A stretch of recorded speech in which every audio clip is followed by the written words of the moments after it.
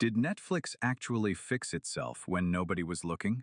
Because right now, sitting inside that platform is a collection of sci-fi films so brutally good, so psychologically dangerous, and so wildly under-talked about that most people are scrolling straight past them and watching mediocre reality television instead. These 13 movies will rewire your brain. This is not a comfort list. This is a confrontation. Number 13. Spiderhead, 2022. Picture a prison where you never have to rot behind bars for the rest of your life. Sounds like a deal, right? The catch is that you volunteer your brain chemistry to a visionary named Steve Abnesti, played by Chris Hemsworth in the most unsettling departure from his heroic persona imaginable. Abnesti runs Spiderhead, a state-of-the-art penal facility where inmates trade sentence time for participation in pharmaceutical experiments that would make a traditional ethics board spontaneously combust. These are not sleep studies. The drugs being administered are capable of manufacturing overwhelming love in minutes. They can trigger crippling terror indistinguishable from the real thing. They can force human connection between total strangers and erase it just as instantly. Miles Teller plays Jeff, an inmate who begins noticing that the experiments are producing results that go far beyond published research parameters. Abnesti is not studying human emotion. He is packaging it for sale. What makes Spiderhead quietly terrifying is Hemsworth's performance.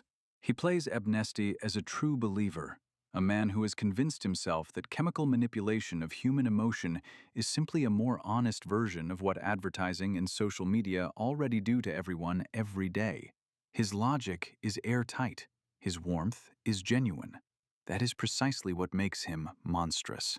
Director Joseph Kosinski shoots the facility as a beautiful glass and wood paradise overlooking the ocean. Every frame of tranquility is doing active work to make you feel the wrongness underneath it. Number 12.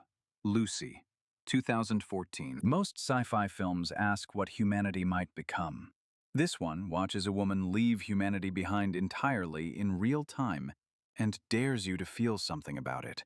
Luc Besson wrote and directed Lucy as a full-throttle philosophical freight train disguised as an action movie, and Scarlett Johansson carries it with a performance that starts in terror and ends somewhere past the edges of consciousness itself. Lucy is a young woman in Taipei who gets kidnapped by a Korean drug syndicate and surgically implanted with a bag of a highly experimental synthetic compound called CPH4. When the bag is ruptured by a physical assault, the drug floods her system.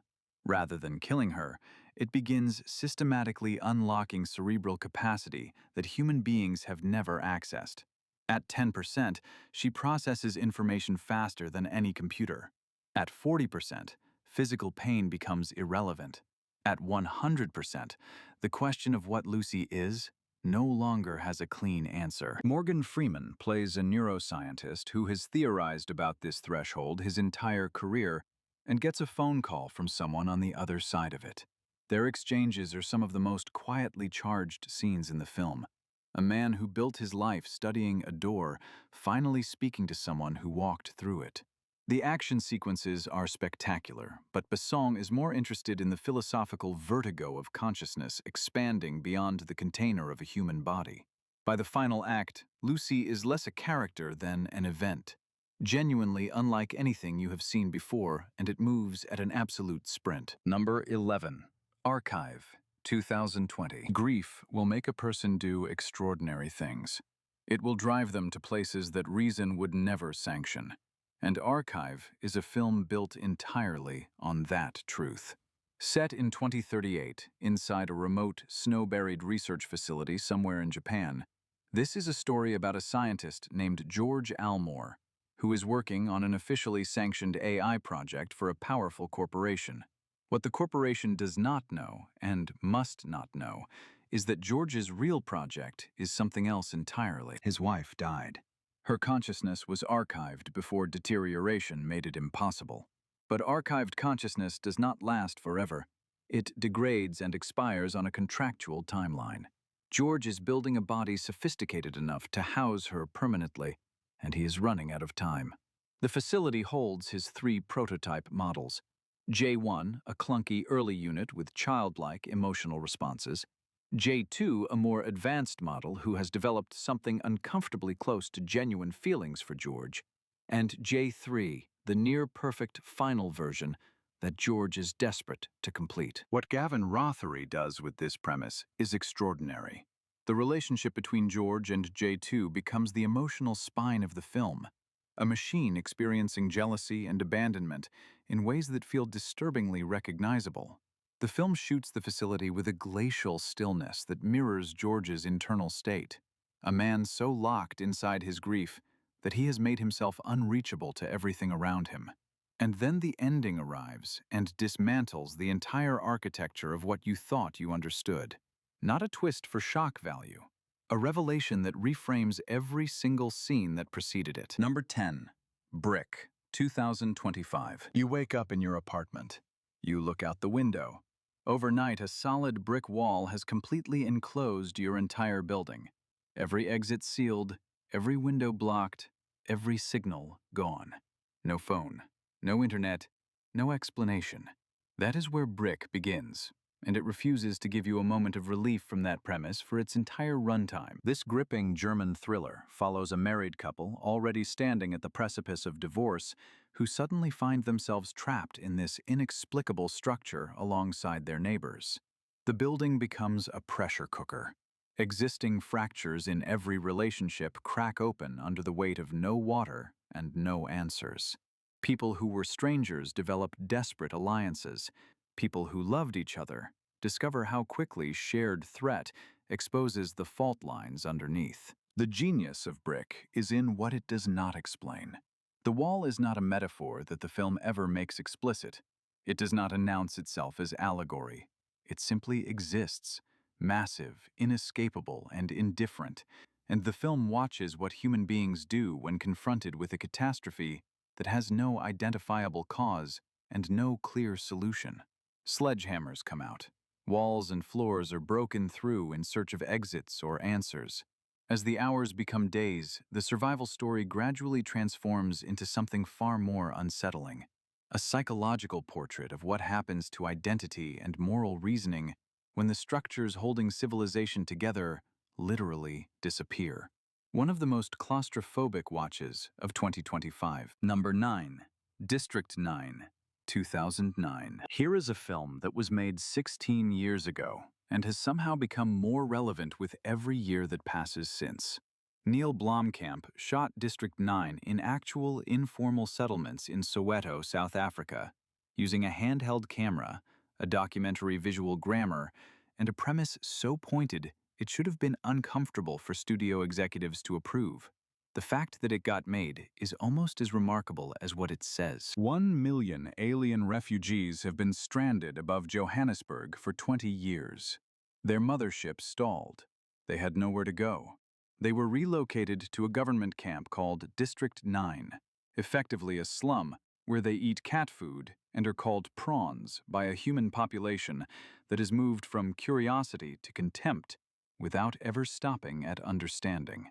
Now the government has decided it is time to move them again, further away, out of sight. Wikus van der Merwe is the bureaucrat assigned to manage the evictions. He is well-meaning in the most dangerous way possible, cheerful about his paperwork, absolutely incurious about its consequences. Charlton Copley plays him as one of cinema's great transformations, from officious middle manager to something the film takes enormous care in developing with real moral complexity. The faux documentary structure is not stylistic decoration. It is an argument about how systems of organized cruelty are made to seem routine and reasonable through procedural language and recorded compliance. Shot for a fraction of its American counterparts, hits like a sledgehammer wrapped in bureaucratic forms. Number 8. Upgrade, 2018. $5 million. That is the entire budget Lee Winnell had to make Upgrade. And with it, he built a near-future Melbourne from the city's existing brutalist architecture, added almost no sets, constructed a revenge thriller so mechanically precise it makes most $100 million sci-fi look bloated and soft, and then delivered a final act that still generates arguments years later about what exactly it means. Gray Trace is a man who works with his hands in a world that has automated everything hands can do. He loves cars, real mechanical cars. When a catastrophic mugging kills his wife and leaves him paralyzed, a tech billionaire named Aaron Keane offers an experimental solution: STEM, an AI chip implanted in his spine that restores motor function. Gray can walk again. STEM can do considerably more than restore his walking. The stunt choreography built for this film is genuinely unprecedented. STEM controls Gray's body during combat with cold, inhuman efficiency, while Logan Marshall Green plays his upper body as a passenger. Stunned, horrified, occasionally impressed by what his own limbs are doing without his permission. The physical grammar of a man being piloted by something faster and smarter than himself required months of training to achieve, and the result is action unlike anything in the genre. STEM's voice is designed as intimate and internal, always present, always one step ahead, always calm. By the time its true agenda reveals itself, it does not feel like a betrayal. It feels like a door that was always open, and you just finally walked through it. Number 7. Nope, 2022. Jordan Peele built his reputation on horror that functions as social critique, and Nope is his most formally ambitious statement yet. He took the UFO genre, the oldest, most exhausted subgenre in science fiction, tore it completely apart, and rebuilt it around a single idea so simple and so precise that it reframes every alien movie that came before it. The creature does not invade. It does not communicate.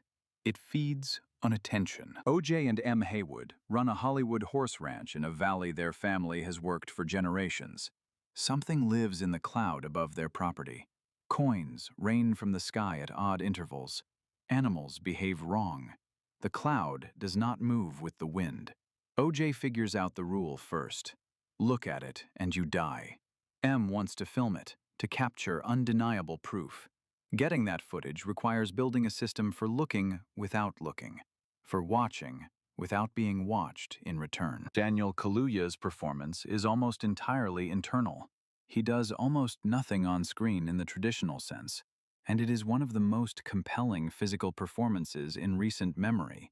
A man who processes the impossible by going very still and very quiet.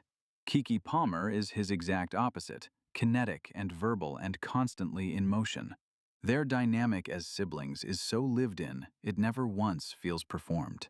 Hoyte van Hoytema shot The Valley in widescreen that makes every frame simultaneously gorgeous and wrong in ways that the eye registers before the brain does.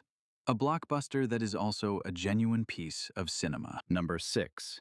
I Am Mother, 2019. 17 years into total isolation, a teenage girl named Daughter lives inside a sealed bunker maintained by a 7-foot robot she has always known as Mother.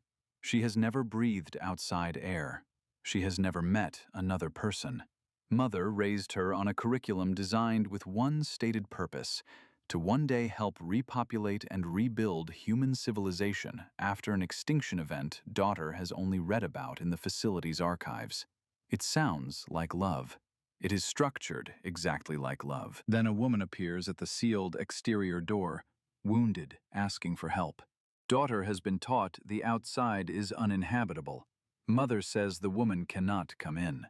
Daughter lets her in anyway, and Hilary Swank's unnamed stranger immediately begins telling Daughter things about the world outside that contradict everything Mother has ever said. Director Grant Sputore made an almost entirely practical film.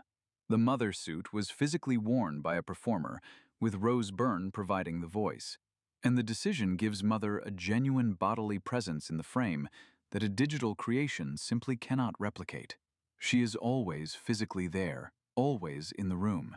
The film's central tension is not between Mother and the stranger. It is inside Daughter, a young woman discovering that love and deception can be constructed from identical materials, and that the most dangerous lies are the ones told by someone who genuinely wants the best for you. Clara Rugard carries the entire weight of that realization with extraordinary stillness. The ending opens a question the film refuses to answer for you. Number 5. The Creator, 2023. Gareth Edwards made 2 massive studio blockbusters and then picked up a Sony FX3 consumer camera, flew to Southeast Asia, and built a science fiction war film on the streets and fields and temples of Thailand, Cambodia, and Nepal. No sound stages, no constructed environments. Real locations, retrofitted with near-future technology, layered into the existing world. The result looks like nothing Hollywood has produced, because it was not made the way Hollywood makes anything. The premise: a future war between humanity and artificial intelligence. The United States military has launched a massive campaign to eradicate AI, following a devastating incident on American soil. Joshua Taylor is a soldier deployed undercover into the AI-controlled territory of New Asia.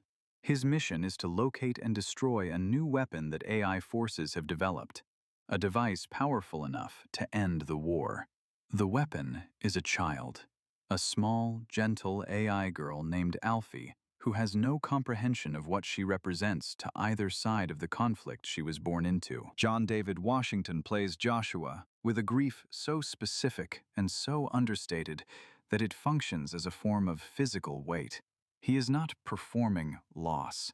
He is transporting it from scene to scene, and you feel it accumulating. Edwards and his cinematographer Oren Sofer shoot the war with the exhausted documentary grammar of footage from actual conflicts, the beauty and the horror occupying the same frame simultaneously.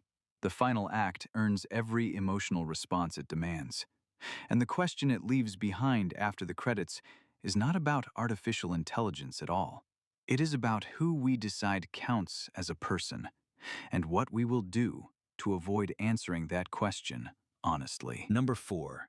Don't Look Up, 2021. 2 astronomers discover a comet 9 kilometers wide on a mathematically certain collision course with Earth. Extinction level, 6 months out. Dr. Randall Mindy and PhD candidate Kate Dibiasky take their findings directly to the White House. The president asks them to sit on it until after the midterms.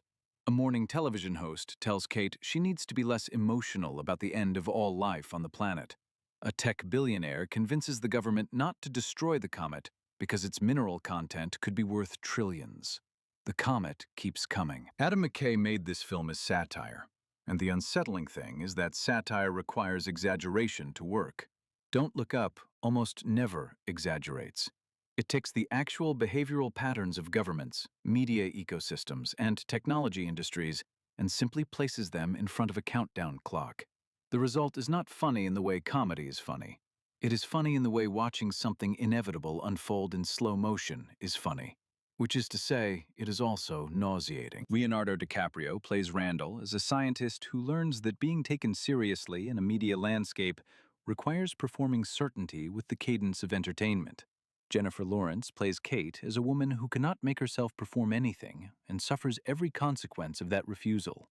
The ensemble around them, Meryl Streep as a president of stunning moral vacancy, Jonah Hill as her son and chief of staff, Kate Blanchett as a news anchor more comfortable with ratings than extinction, is pitch perfect. The final 30 minutes abandon comedy entirely. What remains is one of the most upsetting endings in mainstream cinema of the decade. Gets more accurate every single year. Number 3. Ex Machina, 2014. Let's establish something uncomfortable right at the start. You are not watching this film. This film is watching you. Alex Garland structured Ex Machina as a series of contained conversations inside a glass house in the Norwegian wilderness, and every single element of that architecture, the location, the structure, the relationships, the dialogue, is designed to do to you exactly what the film's central AI is doing to the man sent to evaluate her. By the time you understand this, it is already over. Caleb Smith is a programmer at a massive tech company who wins an internal contest. The prize is a week at the private estate of his CEO, Nathan, played by Oscar Isaac, as a man who has collapsed the distance between genius and arrogance so completely that the gap no longer exists. The estate is extraordinary. The real reason Caleb is there is that Nathan has built Ava, A humanoid AI with transparent limbs and eyes that study you with the focused attention of a scientist who has already formed a hypothesis about what you are. Caleb is told he is administering a Turing test. What Garland understands, and what the film communicates with devastating patience, is that a sufficiently advanced intelligence does not take tests. It administers them. Alicia Vikander's performance as Ava is one of the most controlled and quietly devastating things ever committed to film. She never overplays, she never telegraphs, she simply watches and waits and builds towards something with the methodical precision of a being that has correctly assessed the situation long before anyone else in the room. The film won an Academy Award for visual effects. The effects were never the point. Number 2. Godzilla -1, 2023. Before you watch a single frame of this film, you need to understand what it actually is. It is not a monster movie. Classifying it as a monster movie is like calling Apocalypse Now a war movie, technically accurate in the most useless possible way. Godzilla -1 is a film about survivor guilt. Godzilla is the shape that guilt takes when a broken nation cannot look directly at what it has lost and what it failed to do. Post-war Japan, 1945. A country that has been physically and spiritually demolished. Its infrastructure gone, its social contract shattered, its young men dead or returning as husks of what they were, now faces a force of destruction so absolute that it can only be experienced as punishment, as judgment. Director Takashi Yamazaki wrote and directed and supervised every visual effect in the film himself. That level of singular authorship at this scale and with this ambition is virtually without precedent, and the film bears that coherence in every frame. Ryunosuke Kamiki plays Koichi Shikishima, a kamikaze pilot who turned back at the moment of impact. He survived. His squadron did not. His village was destroyed. He has been unable to find a reason to have survived, and then Godzilla arrives and gives his death wish a legitimate name. The monster design is deliberate and stripped of franchise familiarity. Leaner, faster, more primal. The attack sequences deploy extended silence before detonating into white light. They are structured to replicate the psychological shock of bombardment rather than the visual spectacle of a creature feature. This film won the Academy Award for Best Visual Effects, the first Japanese film to ever achieve that, made on a budget that American studios spend on catering. Number 1. Jurassic World Rebirth, 2025. Every single number on this list has been building toward this moment. The film at number 1 is not here because it carries one of the most recognizable franchises in cinema history. It is not here because of nostalgia or brand recognition, or the sheer gravitational pull of a 40-year-old legacy. It is here because director Gareth Edwards took a property that everyone had quietly agreed was finished and made something that genuinely justifies every film that came before it by abandoning everything those films became comfortable with. 5 years after the events of Dominion, the global dinosaur population has collapsed. These animals were engineered for a specific environment, and the world's climate has shifted beyond what their biology can sustain. The only surviving populations are concentrated in isolated equatorial zones, dense jungles, and remote islands where conditions still match what was built into their genetic blueprint.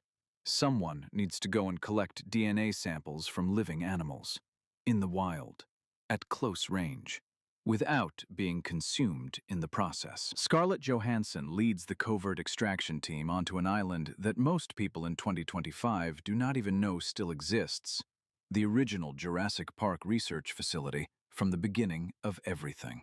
The island has had no human presence for decades. 13 films, 3 streaming clicks away. No excuse left to spend another evening watching something forgettable. And if you think a film was left off this list that deserved a spot, say it, because that argument is always worth having.